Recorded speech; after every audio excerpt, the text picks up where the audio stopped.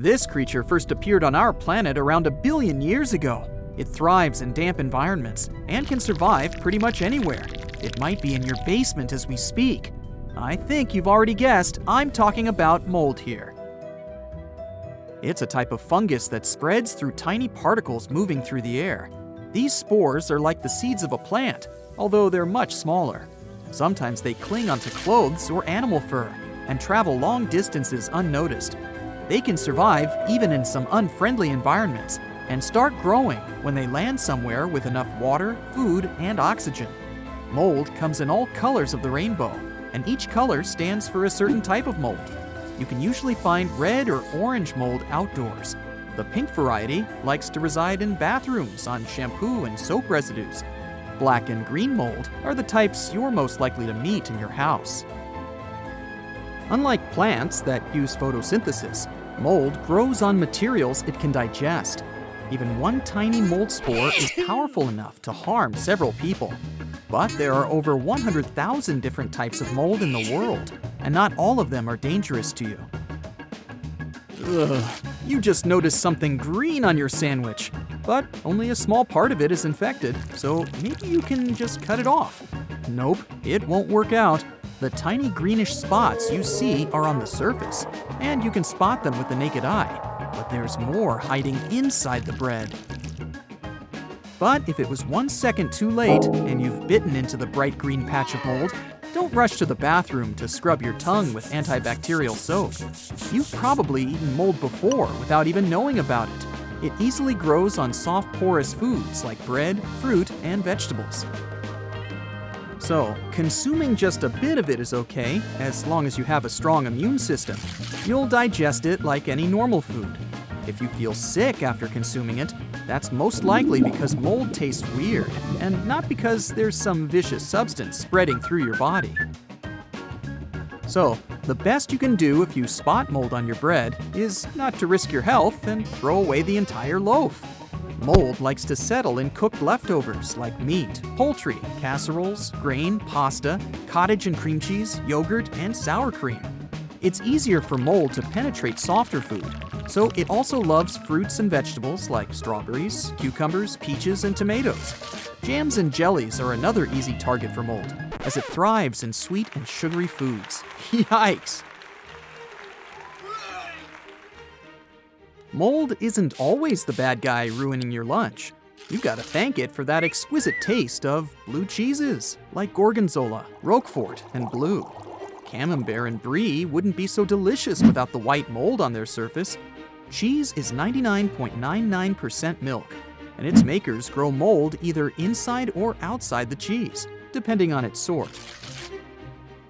But if you find mold on a cheese that shouldn't have it, like cheddar, Parmesan, or Swiss, it means the molds added to any cheese to give it taste have come into contact with oxygen and started reproducing and breaking down fats and proteins uncontrollably.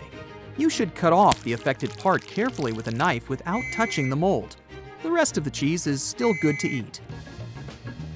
It would be impossible to produce soy sauce without fermenting soybeans, and it happens thanks to a certain type of fungi. Salami fans should appreciate mold for the unique flavor it gives to the meat, and for preventing it from drying out too quickly. Mold has also saved millions of lives. Penicillium mold helped achieve a real breakthrough in medical science, as it naturally produces the well-known penicillin, accidentally discovered by Scottish researcher Alexander Fleming in 1928. Some types of mold can also help you in the garden as a great mulch. Some gardening fans spend years trying to grow leaf mold to use for compost. They believe it improves soil quality. To prevent mold from overtaking your lunch, keep the food covered with plastic wrap in the fridge. Don't keep leftovers of perishable foods in their cans. Put them in airtight containers instead. Keep track of what you store in the fridge. Leftovers shouldn't be there for longer than 3 to 4 days. Keep your fridge clean. Only use fresh and clean dishcloths, towels, sponges, and mops. Once you notice a musty smell, it means mold is about to settle in your kitchen, and its plan is to contaminate your food. But what if mold spreads in the damp areas of your house? You might not notice any consequences for your health immediately, but they might resurface in the long term. As mold grows, its spores and fragments can produce irritants in the air inside your house. Depending on how sensitive you are, you might notice it's becoming hard to breathe. And since mold slowly but surely breaks materials in your house, there will be more dust and other particles in the air.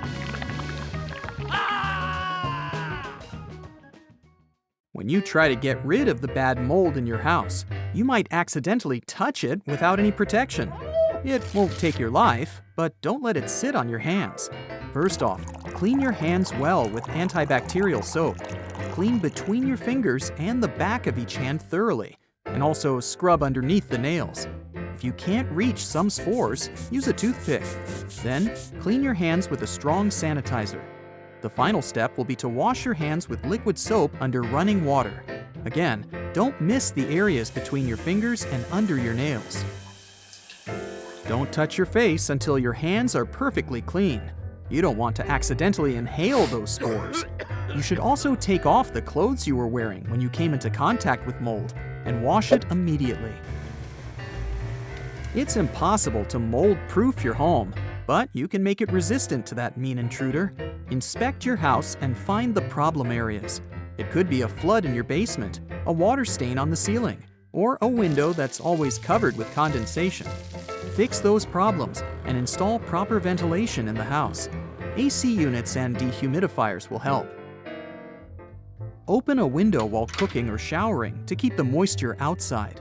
Make sure your roof gutters are regularly cleaned and fixed. Invest in a moisture meter and monitor the humidity inside. Ideally, it should be between 30 and 60%. Always remove wet clothes from the washing machine unless you want to share your garments with mold. The best you can do is hang them to dry outside in fresh air and wait while they get completely dry before putting them in your wardrobe. Empty and air out drawers and closets you rarely open every now and then. Never leave the bathroom floor and walls wet after you take a shower. And clean your house regularly. Then nasty mold won't have a chance. The moist soil in your houseplants is every mold's dream. To save them, don't overwater them and let fresh air circulate in the room where your plants live. If you see mold is starting to grow on your plants, mix 2 tablespoons of white vinegar and some water in a spray bottle and apply the mix to your plants. You can also do the same thing using a tablespoon of baking soda. There's a common myth that bleach can help you get rid of mold. In reality, it will only help you remove the visible part, but the spores will survive and keep spreading. Depending on what you do for a living, you may also meet mold in your workplace. Poorly ventilated spaces, greenhouses, farms, and even bookstores and libraries are in the risk zone here. Paper contains cellulose, and it's a perfect food source for some types of mold. Old books that have been stored in a humid room for many years could be hiding millions of mold spores. The rules to protect yourself in a workspace are pretty much the same as for your house. Clean it regularly, dry damp surfaces, and if it's impossible, wear protective gloves when you have to come into contact with mold. That's it for today. So hey, if you pacified your curiosity, then give the video a like and share it with your friends. Or if you want more, just click on these videos and stay on the bright side.